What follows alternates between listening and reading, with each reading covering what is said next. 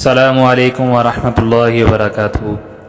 مفتی صاحب، ایک شخص نے سوال کیا ہے کہ لا الہ الا اللہ محمد رسول اللہ قرآن و حدیث سے ثابت کر کے دیں۔ یہ کیمرہ آپ ادھر لے کے آئیں۔ یہ میرے پاس ایک کتاب ہے، کتاب الاسماء والصفات۔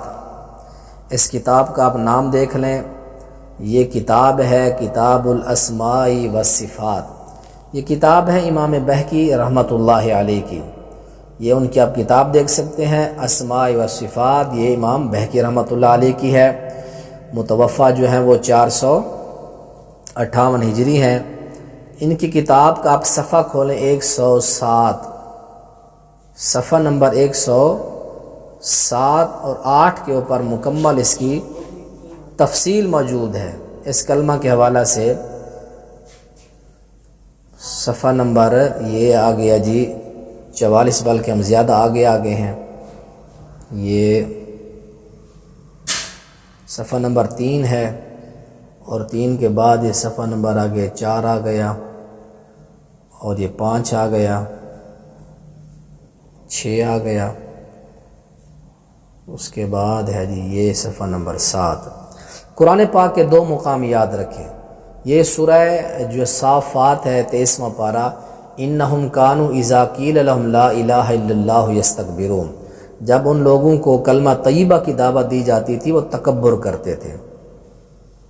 دوسری قرآن کی آیت ہے اذ جعل الذین کفروا فی قلوبہم الحمیہ۔ یہ سورہ فتح 26ویں پارے کی آیت ہے کہ جن لوگوں نے کفر کیا ان کے دلوں کے اندر ضد تھی، جہلیت کی ضد۔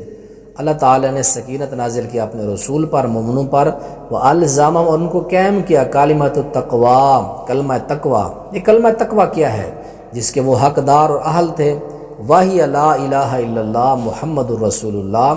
یہ جو کلمہ تقوی کا جو کلمہ ہے وہ یہ ہے، لا الہ الا اللہ محمد رسول اللہ۔ یہ پوری سند ہے۔ آپ اس کی استکبارہا عن المشرکین یوم الحدیبیہ تھی، حدیبیہ کے مقام پر مشرکین نے اس کلمے سے استکبار تکبر کیا تھا۔ اس کلمے کو انہوں نے نہیں مانا تھا کہ ہم رسول اللہ کو نہیں مانتے، نہ آپ کو نبی مانتے ہیں، لہذا آپ محمد بن عبداللہ لکھیں، محمد رسول اللہ کاٹ دیں۔ تو یہ پوری اس کی سند ہے، آپ اس کی پوری جو ہے وہ سند دیکھ سکتے ہیں۔ یہ حضرت ابو ہریرہ سے ہے، یہ پوری سند صفحہ نمبر 7 ہے، 7 اور 8۔ آپ کتاب الاسماء والصفات امام بہقی کی دیکھ سکتے ہیں۔ اللہ تعالی ہم سب کو قرآن حدیث پر عمل کی توفیق نصیب فرمائے۔